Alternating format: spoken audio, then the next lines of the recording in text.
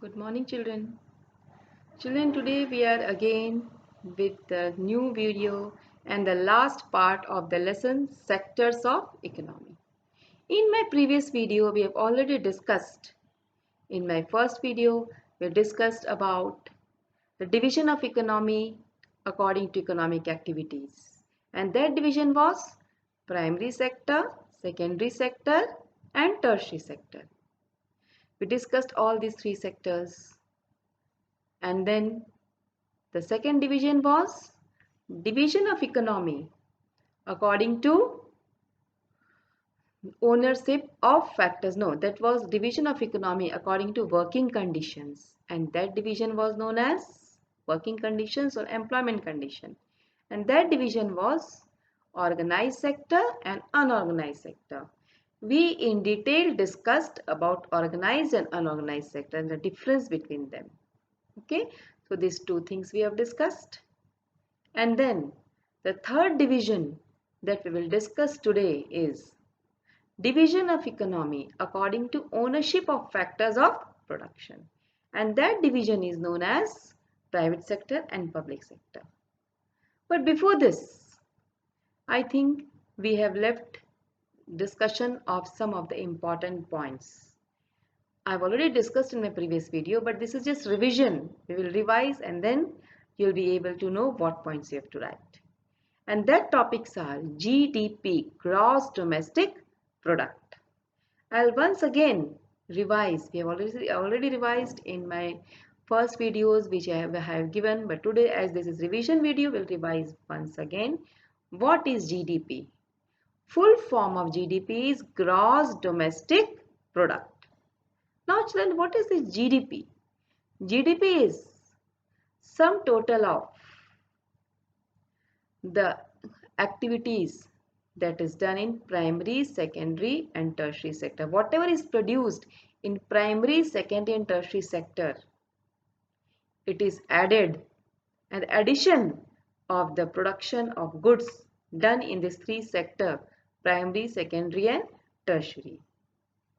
It is known as gross domestic product. Okay, and while calculating gross domestic product, one thing which has to be kept in mind is only the value of final goods and services is calculated. Value of intermediate goods is not calculated. Now try to understand what is intermediate goods and what are final goods. Intermediate goods are those goods which are used up in producing final goods. For example, for making chair and table. Chair and table is a final good and the wood that is used in making that furniture is known as intermediate good. For example, clothes that we are wearing, it is a final good, but the cotton that is used, the yarn that is used in producing that cloth, it is intermediate goods. Many examples are like that.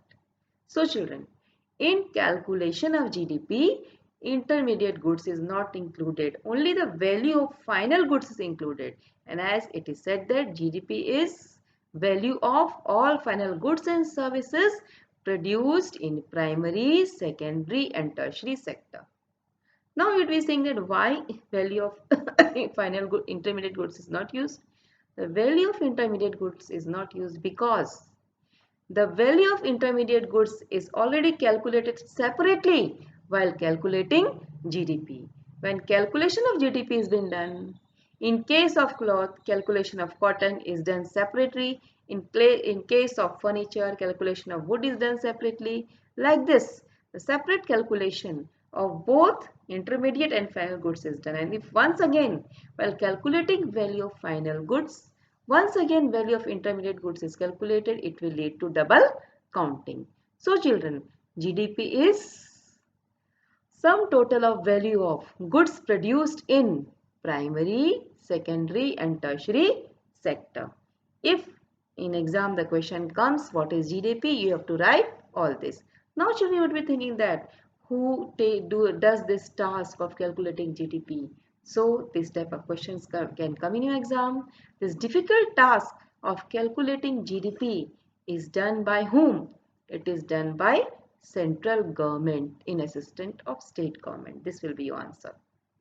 So we had not revised GDP. Now, after GDP, we have to do one more point. As we have discussed, tertiary sector. A separate question comes from this chapter that why importance of tertiary sector is increasing in the world. The answer is given in your NCERT book point wise. You have to write all that points we have discussed in the previous videos. Once again, we will revise few points. The importance of tertiary sector is increasing because many services which are included in tertiary sectors have become the basic necessity.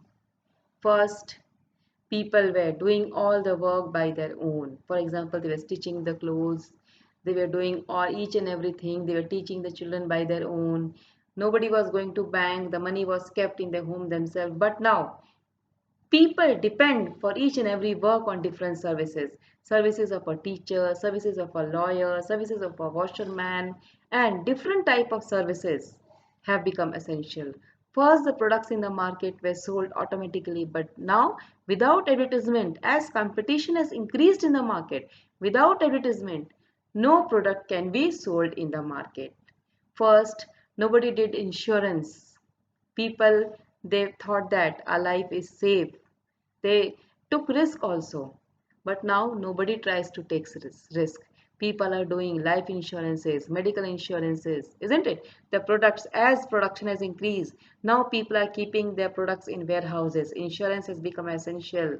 People are sending the children to good schools, to coaching institutions, okay? And nobody is stitching their own clothes. They just use the clothes stitched by the tailor. People are using dry wash services. People are using ATM booths, isn't it? Everyone is using different vehicles. Nobody is walking, isn't it? And due to this, demand of services have increased. Lifestyle of people have changed, and that is why importance of tertiary sector has increased, and not only in India but throughout the world. And that is why tertiary sector has become the most important sector. So this question is also very important. Mostly a separate question comes from this part, that what is tertiary sector and what are the reasons for rising importance of tertiary sector. This question mostly comes for 5 marks. So children, if this question come in your exam, you have to write whatever points we have discussed now. And this answer is given point wise in your NCERT book. Okay. So we have discussed 2 points today. First is GDP and second is why importance of tertiary sector is increasing. Now children, we will discuss the last part of the lesson, that division of economy according to ownership of factors of production. And this division of economy according to ownership of factors of production, there are two types of division: public sector and private sector. First, we will try to understand the difference between private sector and public sector. As the name, it looks the same. Like this, private sector units are those units which are owned by private individuals. That means the factors of production in private sector units are owned by private individuals. You can give many examples like Tata, then Infosys, then Reliance. These are the different example of private sector units. And automatically you know that if any private individual invests his money, what will be his aim? He will not do anything for social welfare. He has invested his money with the aim of earning maximum profit. So, the aim of private sector unit is earning maximum profit.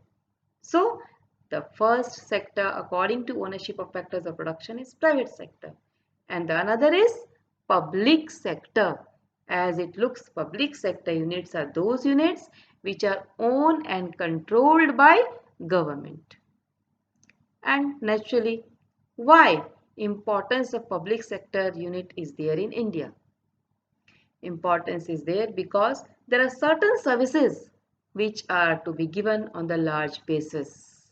And by giving these services, profit is not the main aim. So public sector units, their main aim is not earning profit. Their aim behind opening the units is social welfare.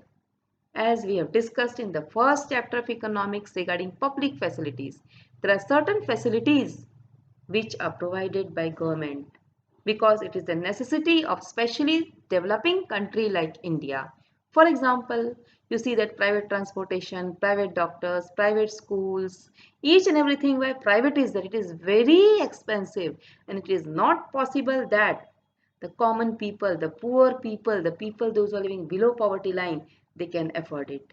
And there are certain services like the building of bridges, public places, then parks, then the responsibility of railways. All these responsibilities cannot be taken by a single individual. So defense sector of our country, no single individual can take it alone. So these are the certain sectors, banking sector, railways, these are the certain sectors. It is not, though in our country we see that nowadays the present government is trying to privatize railways and banks, but it is not an easy task because it is done at a vast level, at the national level, and privatizing is not an easy task. So all this work cannot be done properly, or the private individual will not take headache, will not take responsibility of providing such a large facility, such a large service. So due to this, government has to take responsibility to provide all these services to common people. And as these services are provided to common people, they are known as public facilities. And certain things like railways, transportation, health services, if private individuals are only involved, it is not possible that poor people can afford it. Just imagine, you see the fees of the private doctors are so high. The private schools, they take the fees which poor people cannot afford, isn't it? You see that in private transportation, the buses, they have very expensive fares. So who will think about the common people, the poor people? So to think about the poor people is work of government. And so as it is work of government, these services are provided by the government. And so as it is provided by government to the common people, it is necessity that without a public sector, our country cannot work smoothly. And that is why, especially in developing country like India, public sector units plays a very important role. So children, a separate question comes from this part. The first question that comes is differentiate between private sector unit and public sector unit. Then again a question can come that discuss the importance of public sector units in developing country like India. So if this type of question come, you have to write what we have discussed, what I have told. So by this public sector and private sector units, we have completed the chapter, revision of the chapter, sectors of economy. Now, lastly, we will discuss that which type of questions mostly come in this chapter.